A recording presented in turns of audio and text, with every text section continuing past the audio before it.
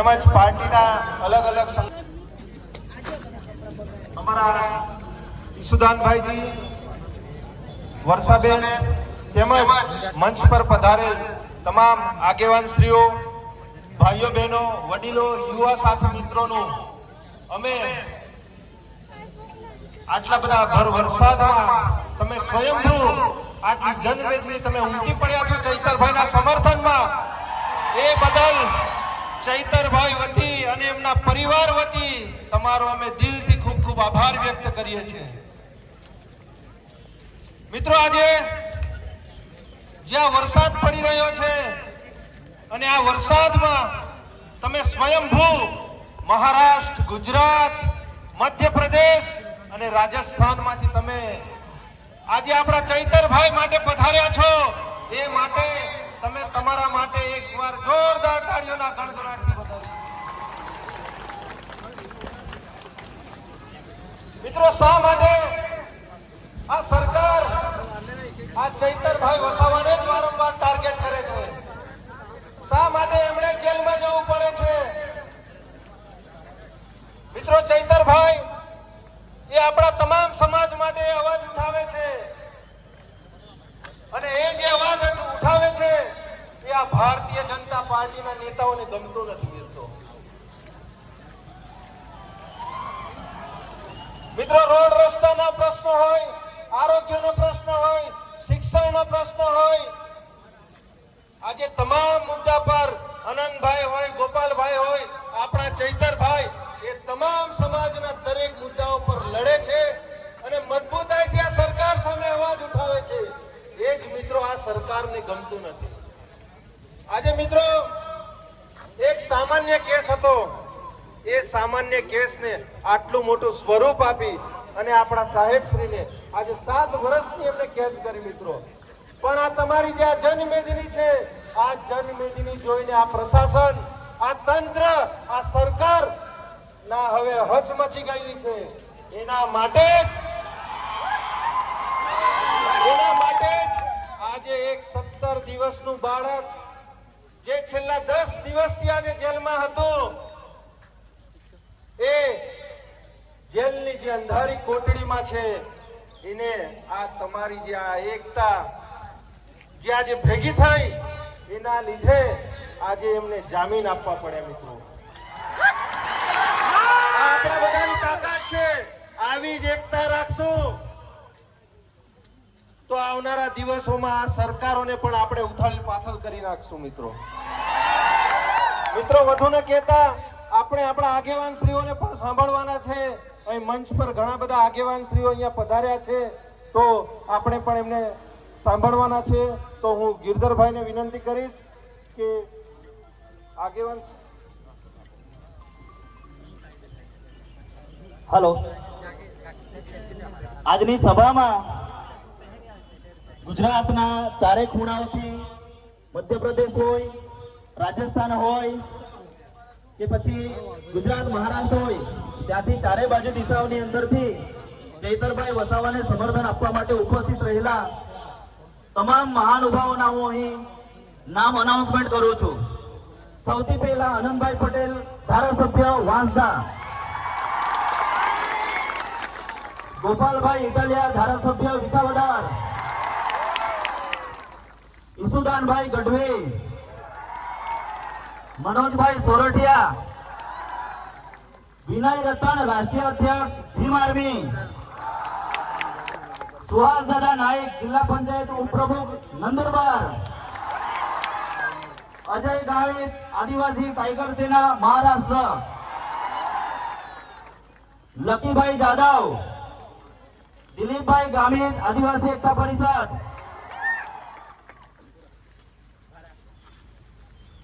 દિલીપભાઈ Bariya, OBC સમાજ. Doctor Jairam Rathwa, ગોગંબા. અને એના સિવાય પણ ઘણા નામી અનામી મહાનુભાવો આપણી વચ્ચે ઉપસ્થિત છે. મારા સુધી मुझे सवाल पूछता है कि इस देश के आदिवासियों को शिक्षा क्यों नहीं दी जा रही है? अगर उनसे कोई सवाल पूछता है, जो खनिज संपदा में आने वाला धन है, जो आदिवासियों पर खर्च होना चाहिए, वो खर्च क्यों नहीं हो रहा है? तो उसको जेल में डालते हैं। गुजरात का एक आंकड़ा है, गुजरात में 30 अक्टूबर 2022 को मच्छू नदी में झूलता पुल नीचे गिर गया था, 135 लोग मरे। उन 135 लोगों के हत्यारों को क्या जेल में डाला गया? ये मेरा सवाल गुजरात सरकार से है। गुजरात में पटेल आंदोलन हुआ, उसमें ना जाने कितने बच्चे शहीद हुए, कितने लोगों के नाम उसमें थे। क्या जिन लोगों ने बसें फूकी वो जेल में गए? नहीं गए। ये मेरा किसी जाति पर सवाल नहीं है, ये मेरा यहाँ की कानून व्यवस्था पर सवाल है।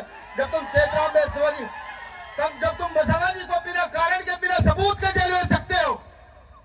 एक 13 महीने का बच्चा ना, 18 दिन के बच्चे को जेल में सकते हो, तो तुम्हारी मानसिकता क्या है हम लोगों के खिलाफ, ये मैं समझ पा रहा हूं। ये हमें भी सोचना होगा। राजकोट में गेम जोन कांड में जिसमें 27 लोग मारे गए, आज भी वहां के लोग जो अपराधी थे वो जेलों से बाहर है। आखिर क्यों ऐसा गुजरात सरकार कर रही है? बहुत सारी घटनाएं हैं जिसमें वडोदरा में हिरानी बोट कांड में 14 लोग मारे गए थे। आज भी जो लोग मरे थे उनके हत्यारे बाहर घूम रहे हैं। इसका सीधा सीधा मतलब यह है कि अगर आप अपने हक की बात करते हो, आप अपनी जमीन की बात करते हो और उनके सामने नहीं झुकते, तो हमारे नेता, हमारे विधायक वैश्वाजी जैसे विधायकों को जेल में डाल दिया जाता है। उनको यह भी बताओ, ये देश तुम्हारे बाप की बकौती नहीं है। तुम हमें जेल में डालोगे तो हम आर्टिकल 226 का प्रयोग करके हाई कोर्ट जाएंगे। उनको यह भी बता रहे, उनकी आंख खोलने का काम कर दीजिए। जिन लोगों ने सजा की है, हालांकि मैं न्यायालय का पूरा सम्मान करता हूं, लेकिन फिर भी आज न्यायालय कहीं ना कहीं भारतीय जनता पार्टी और आरएसएस के चंगुल में आ गए। मैं उनको यह भी बताऊं कि डॉक्टर बाबा साहब अम्बेडकर ने उसी संविधान में एक आर्टिकल और दिया, आर्टिकल 32, जिसे संविधान की आत्मा कहा गया है। अगर तुम नहीं मानोगे तो तुम्हारी पूरी चैन को लेकर के सुप्रीम कोर्ट भी हम जाने का काम करेंगे। ये उनके काम खोल मैं भीम आर्मी की तरफ से एक वादा करता हूं, क्योंकि भाई ने कहा था समय कम है कि लड़ाई यहां से लेकर दिल्ली तक लड़ी जाएगी, तो सबसे पहले भीम आर्मी गोली खाने के लिए आपके सामने आगे रहेगी। मैं यह भी कहता हूं कि अगर सरकार अपनी नीतियों से बाज ना आई तो हम जल जंगल जमीन से अपने जानवरों को निकल करके मुख्यमंत्री आवास पर भी बांध देने का काम करेंगे। ये भी उनको चाहिए। और ये भी सुन ले सरकार कि जिन हमारे साथियों को जेल में बंद किया गया उनको शीघ्र से शीघ्र छोड़ने का काम करे, क्योंकि तुम्हारे दबाव में उन्हें जेल में डाला गया है। उनकी कोई गलती नहीं तो कोई हथियार मिला। अब आप ही मुझे बताइए कि अगर आपके घर कोई आएगा तो क्या आप उसका लाठी डंडों से स्वागत करोगे?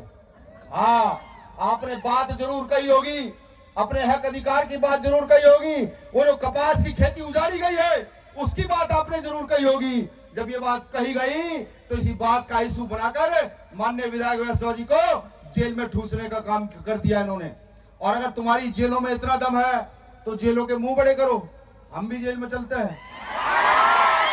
हमारे लिए ऐसा ही जंगल, ऐसी ही जेल है, हमें कोई फर्क नहीं पड़ता जेलों में। और हम तो वो शख्स हैं भीम आर्मी के लोग जो जेलों में जा करके जिनका जीवन पक गया है। हमारे नेता चंद्रशेखर आजाद बड़े लंबे समय जेल में रहे, हम बड़े लंबे समय जेल में रहे, और अगर गुजरात की जेलों का मुंह भरना पड़ा तो भीम आर्मी के लोग उसके लिए भी तैयार हैं।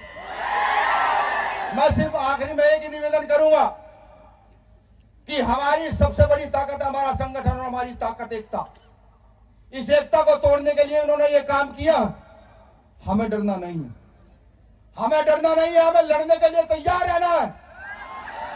हमें उनको ये बताना है, हम उन्हीं सिद्धू कानू की औलाद है कि 1855 में जब अंग्रेज ने जमीनों का कर मांगा तो हमने उनकी बंदूकों का सामना तीर कमान से किया। हम 30,000 की संख्या मर गए, झुके नहीं। हमें उनको यही बताना, हम उन्हीं ताटिया भील की औलाद है जिन्होंने नाको चने चबाए हैं, इनको बताकर रख देना है। हमें उनको ये बताना है, हम वीर भगवान बिरसा मुंडा की औलाद हैं। जब पथ पर खड़े हो जाएंगे तो मर तो जाएंगे लेकिन पीछे नहीं हटेंगे। हम उनको ये बताना है, अपनी एकता बरकरार रखें, बिल्कुल बरकरार रखें। हम अपने साथी वैश्वाजी को बहुत जल्द रिहा कराएंगे, बहुत जल्द बाहर कराएंगे। सरकार के लिए शर्मिंदगी की बात है कि यहाँ LIU के लोग होंगे, यहाँ IB के लोग भी होंगे, जाके माननीय मुख्यमंत्री जी को बताएगा इतनी सी शर्म आंखों में बाकी हो। वो जो 17 दिन का बच्चा आपने जेल में बंद किया है, उसकी माँ को जो जेल में बंद किया है, क्या आप उस 17 दिन के बच्चे का अधिकार छीन लेना चाहते हैं? उस पैदा होते बच्चे को जो अधिकार संविधान में आर्टिकल 19 देता है, तुम उसको भी खत्म कर देना चाहते हो? ये जाकर के उनको बताइएगा। सवाल पूछेगा, किस देश के बहुजनों ने, आदिवासियों ने सवाल पूछा है, क्या हमारा अधिकार इस देश पर है या नहीं है? हमारा अधिकार और जंगल जमीन पर है या नहीं है? ये सवाल जाकर उनसे जरूर पूछेगा। शुक्रिया। यहाँ तमाम साथियों का बहुत बहुत धन्यवाद, आभार। जय भीम, जय भारत, जय जवाहर, जय संविधान। વિનય રતનજી કા ખૂબ ખૂબ ધન્યવાદ। હવે પછી આપણી વચ્ચે અજય ગાવિત આદિવાસી ટાઈગર સેના મહારાષ્ટ્રથી ઉપસ્થિત છે, તો આપણે એમને વિનંતી કરીએ કે એમનું પ્રવચન રજૂ કરે। જય આદિવાસી, જેલ के ताले टूटेंगे, जेल के ताले टूटेंगे। साथियों, मैं महाराष्ट्र से आया हूँ, आदिवासी टाइगर सेना एटीएस। एक विचारधारा चैतर राजा की है, और वो विचारधारा यही है कि जो हमारा समुदाय जल, जंगल और जमीन से जुड़ा है, उसको खत्म करने की बात करते हैं, पर उनको बचाने की काम हमारा चैतर दादा करते हैं साथियों।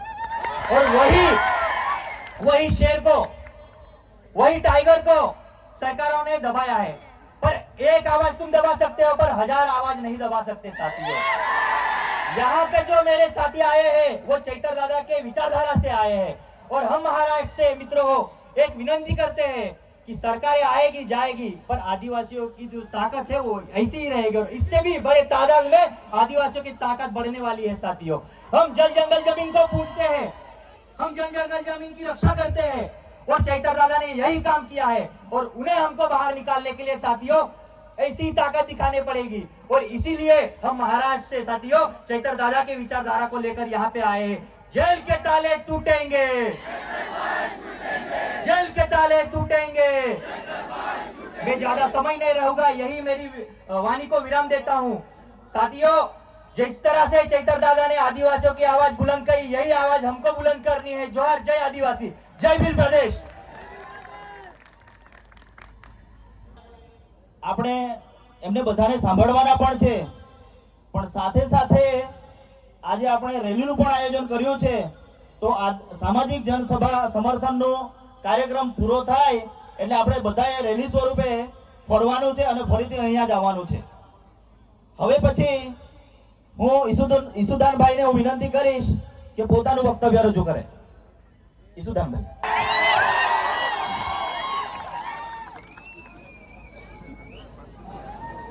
એક નારો બોલાવીશું જે ભાજપના